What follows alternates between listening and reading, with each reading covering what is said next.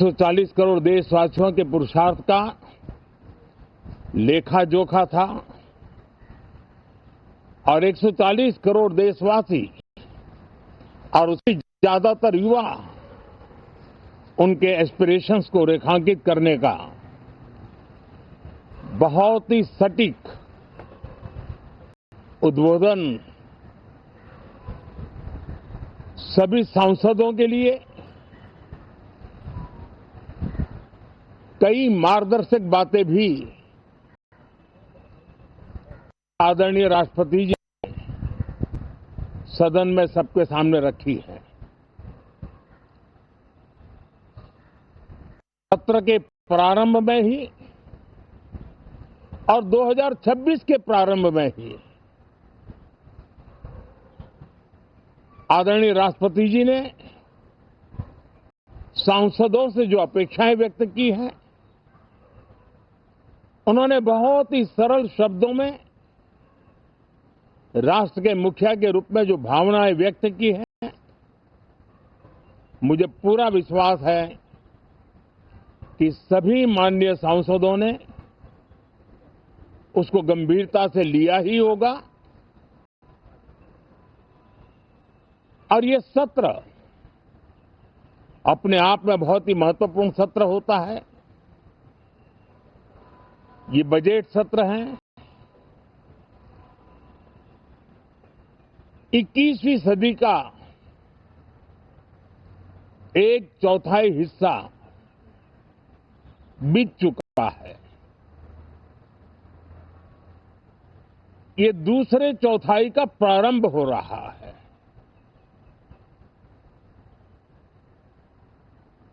और 2047 विकसित भारत के लक्ष्य को प्राप्त करने के लिए ये महत्वपूर्ण 25 वर्ष का दौर आरंभ हो रहा है और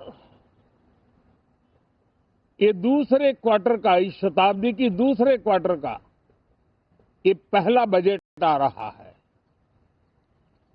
और वित्त मंत्री निर्मला जी देश की पहली वित्त मंत्री ऐसी है, महिला वित्त मंत्री ऐसी है जो लगातार 9वीं बार देश के संसद में बजट प्रस्तुत करने जा रही है। ये अपने आप में एक गौरव पल के रूप में भारत के संसदीय इतिहास में रजिस्टर हो रहा है। साथियों, इस वर्ष का प्रारंभ बहुत ही पॉजिटिव नोट के साथ शुरू हुआ है। आत्मविश्वास भरा हिंदुस्तान आज विश्व के लिए आशा की किरण भी बना है, आकर्षण का केंद्र भी बना है। इस क्वार्टर के प्रारंभ में ही भारत और यूरोपियन यूनियन का फ्री ट्रेड एग्रीमेंट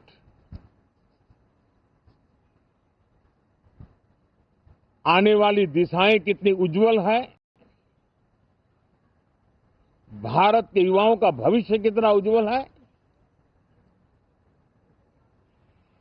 उसकी एक झलक है। ये free trade for ambitious Bharat है। ये free trade for aspirational youth है। ये फ्री ट्रेड फॉर आत्मनिर्भर भारत है और मुझे पक्का विश्वास है, खास करके जो भारत के मैन्युफैक्चरर्स हैं, वे इस अवसर को अपनी क्षमताएं बढ़ाने के लिए करेंगे और मैं सभी प्रकार के उत्पादकों से यही कहूंगा कि जब भारत यूरोपियन यूनियन के बीच मदर ऑफ ऑल डील्स जिसको कहते हैं, वैसा समझौता हुआ है, तब मेरे देश के उद्योगकार, मेरे देश के मैन्युफैक्चरर्स अब तो बहुत बड़ा बाजार खुल गया। अब बहुत सस्ते में हमारा माल पहुंच जाएगा। इतने भाव से वो बैठे न रहे। ये एक अवसर है और इस अवसर का सबसे पहला मंत्र ये होता है कि हम क्वालिटी पर बल दें। हम अब जब बाजार खुल गया है तो उत्तम से उत्तम क्वालिटी लेकर के बाजार में जाएं, और अगर उत्तम से उत्तम क्वालिटी लेकर के जाते हैं तो हम यूरोपियन यूनियन के 27 देशों के खरीदारों के पैसे ही कमाते, इतना नहीं, क्वालिटी के कारण से हम उनका दिल जीत लेते हैं और वो लंबे अरसे तक प्रभाव रहता है, उसका दशकों तक उसका प्रभाव रहता है। कंपनियों का ब्रांड देश के ब्रांड के साथ नए गौरव को प्रस्तावित कर देता है और इसलिए 27 देशों के साथ हुआ ये समझौता हमारे देश के मछुआरे, हमारे देश के किसान, हमारे देश के युवान, सर्विस सेक्टर में जो लोग विश्व में अलग अलग जगह पे जाने के उत्सुक हैं, उनके लिए बहुत बड़े अवसर लेकर के आ रहा है। और मुझे पक्का विश्वास है, एक प्रकार से कॉन्फिडेंट, कॉम्पिटिटिव और प्रोडक्टिव भारत की दिशा में ये बहुत बड़ा कदम है। साथियों, देश का ध्यान बजट की तरफ होना बहुत स्वाभाविक है, लेकिन इस सरकार की ये पहचान रही है रिफॉर्म, परफॉर्म एंड ट्रांसफॉर्म। और अब तो हम रिफॉर्म एक्सप्रेस पर चल पड़े हैं, बहुत तेजी से चल पड़े हैं। और मैं संसद के भी सभी साथियों का आभार व्यक्त करता हूं कि इस रिफॉर्म एक्सप्रेस को गति देने में वे भी अपनी सकारात्मक शक्ति को लगा रहे हैं और उसके कारण रिफॉर्म एक्सप्रेस को भी लगातार गति मिल रही है। देश लॉन्ग टर्म पेंडिंग प्रॉब्लम्स अब उससे निकल करके लॉन्ग टर्म सॉल्यूशंस के मार्ग पर मजबूती के साथ कदम रख रहा है। और जब लॉन्ग टर्म सॉल्यूशंस होते हैं तब प्रेडिक्टेबिलिटी होती है, जो विश्व में एक भरोसा पैदा करती है। हमारे हर निर्णय में राष्ट्र की प्रगति ये हमारा लक्ष्य है, लेकिन हमारे सारे निर्णय ह्यूमन सेंट्रिक है। हमारी भूमिका, हमारी योजनाएं ह्यूमन सेंट्रिक है। हम टेक्नोलॉजी के साथ स्पर्धा भी करेंगे, हम टेक्नोलॉजी को आत्मसात भी करेंगे, हम टेक्नोलॉजी के सामर्थ्य को स्वीकार भी करेंगे, लेकिन उसके साथ साथ हम मानव केंद्रीय व्यवस्था को जरा भी कम नहीं आंकेंगे। हम संवेदनशीलता के महत्व को समझते हुए टेक्नोलॉजी की जुगलबंदी के साथ आगे बढ़ने के व्यू के साथ आगे सोचेंगे।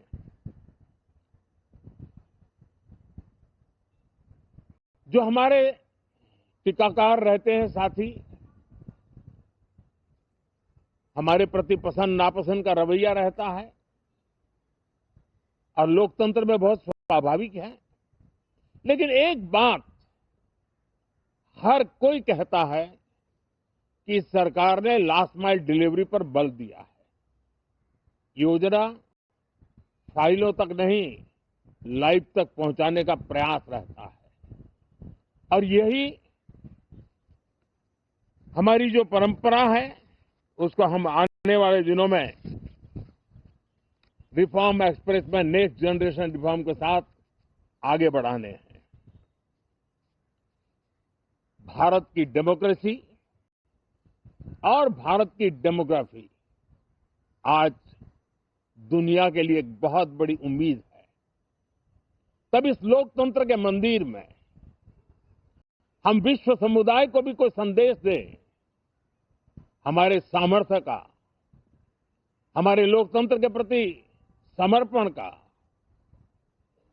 लोकतंत्र की प्रक्रिया के द्वारा हुए निर्णयों का सम्मान करने का ये अवसर है और विश्व इसको जरूर स्वागत भी करता है, स्वीकार भी करता है। आज जिस प्रकार से देश आगे बढ़ रहा है, आज समय व्यवधान का नहीं है, आज समय समाधान का है। आज प्राथमिकता व्यवधान नहीं है, आज प्राथमिकता समाधान है। आज भूमिका व्यवधान के माध्यम से रोते बैठने की नहीं है, आज हिम्मत के साथ समाधानकारी निर्णयों का कालखंड है। मैं सभी माननीय सांसदों से आग्रह करूंगा कि वे आए, राष्ट्र के लिए आवश्यक समाधानों के दौर को हम गति दें, निर्णयों को हम शक्ति दें और लास्ट माइल डिलीवरी में हम सफलतापूर्वक आगे बढ़ें।